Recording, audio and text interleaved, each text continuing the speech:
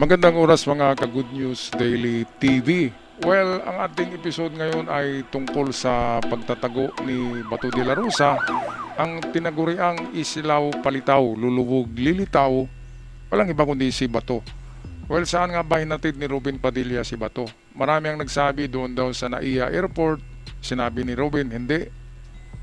Pero merong nagsalita ngayon na isang prominenteng newscaster, broadcaster, walang iba kundi si Mon Tolfo, kapatid ni Rafi at ni Erwin. Si Mon Tolfo mismo ang nagsabi na nasa bahay ngayon ni Chavit Singson si Bato, at kung hindi man naihatid sa Davao via helicopter, kasi sinabi ni Chavit na hindi makaabot ang helicopter ng Davao galing ng Manila o galing ng Luzon, masyadong malayo siya. Kaya pwedeng totoo ang sinabi ngayon ng PNP na nasa loob ng mansyon ng bahay ni Chavit Singson si Bato. Kaya sa panahon na ito, pinalibutan na ng PNP at ng NBI ang bahay ni Bato. Naghihintay na lamang sa search warrant na i-issue ng korte at halugugin na ang bahay ni Chavit Singson. Kaya ito ang balita courtesy ng Bilyonaryo Channel, atin na panoorin. Columnist Mon Tulfo alleges that a famous politician helped Senator Ronald Bato de la Rosa elude arrest. Was he referring to former Ilocos Sur Governor Luis Chavit Singson? Good morning, I'm attorney Karen Jimeno, and this is at the Fort. Columnist Mon Tulfo claims the senator was able to board a yacht at the Manila Yacht Club, which headed to Batangas. Tulfo added that from Batangas, Senator Bato was able to board a helicopter that brought him to Mindanao. But Senator Padilla was no longer with him. Tulfo said the yacht was owned by a famous politician and that the Filipino translation of the name of the yacht was Masarap na Buhay. Former Ilocos Sur Governor Luis Chavit Singson happens to own a yacht called Okay, so the kung Happy hindi Life. totoo, bakit alam ni Montolfo na ang sinakyan ay Happy Life yacht ni Chavit Singson? Bakit alam niya na Happy Life na yate ang sinakyan? Parang may katotohanan. Pero kung hindi man to naihatid sa, kasi galing ng Rojas Boulevard yan, gaya ng Maynila, ay papunta na yun doon sa Luzon, sa bahay ni mansyon ni Chavit. At from Luzon ay pwedeng nilipad nga ng helicopter. Sabihin natin Visayas lang, Cebu, pwede yan, aabot doon.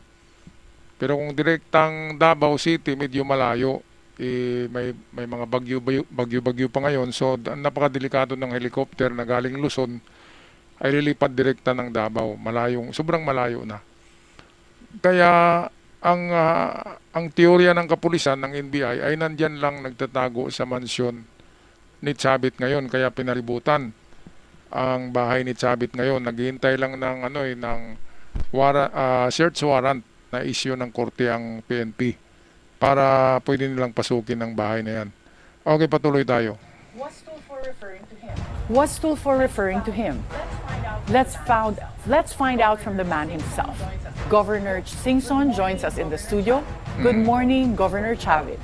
Good morning, Atty. Karen. Okay, Manong Chavit, as you've seen dun sa post po ni Mon Tulfo, mukhang pinapasaringan po kayo na ikaw ang may-ari ng yacht na sinakyan daw, allegedly, ni Senator Bato to leave Manila. Well, unang-una sinungaling yun dahil si Montol po matagal ko nang kilala yan. Talagang ganun yun kung saan-saan po ang paling. May reason. So, kung totoong media yan or hindi siya mag-publish na hindi totoo. May bubuwit daw siya nagsabi. Mas accurate yung bubuwit yung radio commentator na Pero anyway, hindi po totoo yan. Unang-una, they can easily check sa yacht club kung umalis yung yacht ko. It's called Happy Life dahil lahat ng portable kitchen ko, portable hospital, Happy Life, lahat ang pangalan. Yun ang brand po. Yun ang brand ng mga pagtulong ko sa tao. Pero saan naman po pinanggagalingan ni Mon Tulfo itong allegation na very specific pa na yung yate daw na ginamit, ang Tagalog translation is masarap. Gawa lang niya dahil gusto niya ako i-connect kakaso ni Bato. So, Senator Bato. So, gusto niya i-connect doon. Okay, so Yan ang plano maganda nila. dito ay So- tanungin din si Montolfo.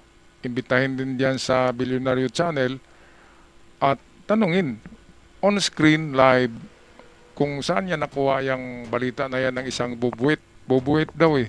Bubuwit ni Maharlika yata yung sinabi ni Chavit eh. Yung kay Mon naman, ibang bubuwit yun. Mga chismosang bakla siguro. Okay, patuloy tayo.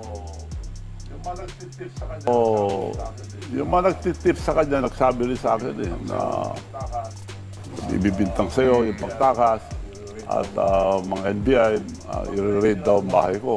So, mag-raid sila sa bahay ko, wala sila okay lang, wala makukuha. Ang kinakatakot ko lang baka mag-planting sila ng mga kung ano-ano. Yun nga, yung planting yung nakakatakot yan, mga kababayan. Kahit na, yan si Chavit Singson, bilib ako sa taong to eh. Matulungin nga yan, pero minsan ay hindi natin maano yung ano niya, yung galawan niya, hindi natin nababasa kasi nga, isa yan sa ano diyan, alam niyo yung mga nangyari noon sa Ilocos, di ba?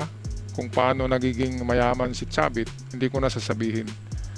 Okay, so anong masasabi niyo dito mga kababayan? Totoo nga bang nagtatago si Bato de la Rosa ngayon sa mansyon ni Chavit Singson sa norte? O tuluyan na siyang inilipad ng helicopter papuntang Davao? Pag-comment sa ating comment section. Ako magpapaalam na, maraming salamat sa lahat at sa mga nag-subscribe, malaking tulong ang inyong subscription. I'll see you on our next upload. Maraming salamat.